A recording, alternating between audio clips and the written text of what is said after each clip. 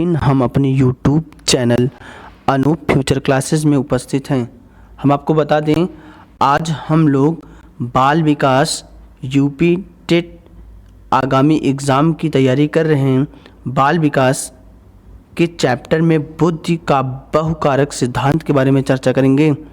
हम आपको बता दें, बुद्धि का बहुकारक सिद्धांत ये आपके एग्ज़ाम पेपर में एक मोस्ट इम्पॉर्टेंट रूप होता है। आप इसे एक बार ज़रूर देख कर जाएं। यह आपको 30 में से सिर्फ बुद्धि का चैप्टर में आपको 5 नंबर दे सकता है। चलिएगा देखते हैं पहला सिद्धांत क्या है। बुद्धि का जो आपका पहला सिद्धांत है, बुद्धि का बहुकारक सिद्धांत, यह सर्वप्रथम सिद्धांत थारनडाइक ने दिया था। हम आपको बता देना चाहते हैं, जो बुद्धि का बहुकारक सिद्धांत है सर्वप्रथम किसने दिया था? थारनडाइक ने। ये इम्पोर्टेंट है, आप इसको नोट रखेंगे। चलिएगा दूसरे टॉपिक चलते हैं। दूसरी टॉपिक हमारी क्या है? बुद्धि कई तत्वों या कारकों से मिलकर बनी है। जो बुद्धि होती है वो आपके कई तत्वों और कारकों से मिलकर बनी होती है, जिसमें कोई भी दो होते हैं। मतलब बुद्धि जो होता है उसमें कई तत्व, छोटे छोटे तत्व से मिलकर बना होता है। इसका ये मतलब होता है कि यह सिर्फ एक नहीं है, इसको बनाने के लिए बहुत सारे तत्वों का मिलान किया गया है। चलिएगा अगले कारक की ओर बढ़ते हैं। कारक आपस में समान नहीं है।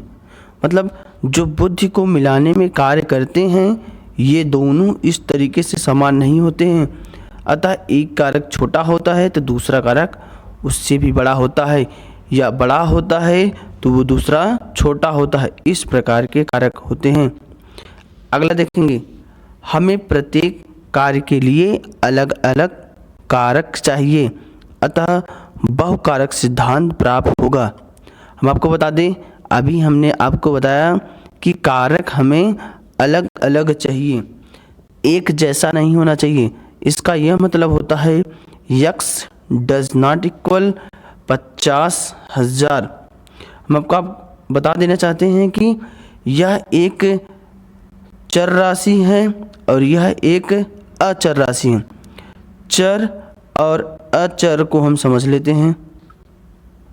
हम आपको बता देते हैं, चर मतलब जो चला जा सके, अचर मतलब जो चला ना जा सके।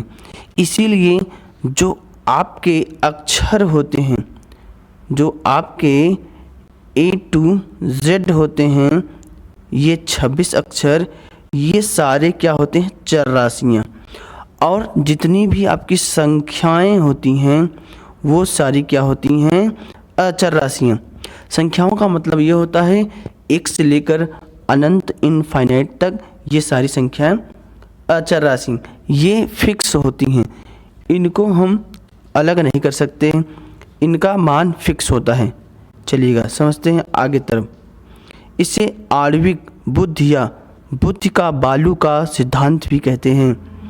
हम आपको बता दें, इसे आणविक बुद्धि भी कहते हैं या बुद्धि का बालू का सिद्धांत भी कहते हैं।